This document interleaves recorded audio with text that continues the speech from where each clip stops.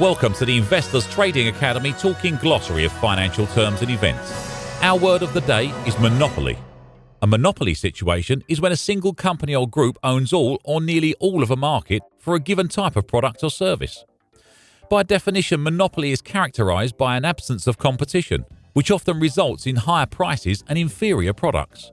According to a strict academic definition, a monopoly is a market containing a single firm.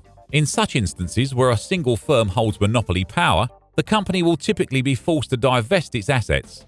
Antimonopoly regulation protects free markets from being dominated by a single entity.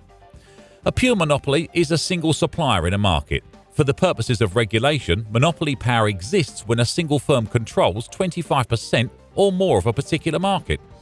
Governments may grant a firm monopoly status, such as with the post office, which was given monopoly status by Oliver Cromwell in 1654. The Royal Mail Group finally lost its monopoly status in 2006 when the market was opened up to competition. A monopoly could be created following the merger of two or more firms.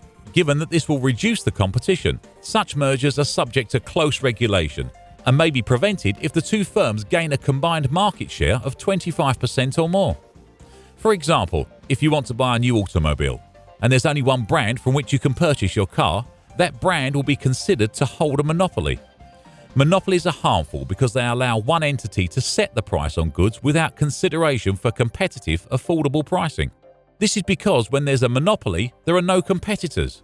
This leaves customers at the mercy of the monopolist. In the late 1990s, Microsoft faced several suits due to perceived violations of these antitrust laws. Had the Justice Department proved the company was in violation, Microsoft would have been forced to divide itself into subsidiaries in order to break up the potential monopoly.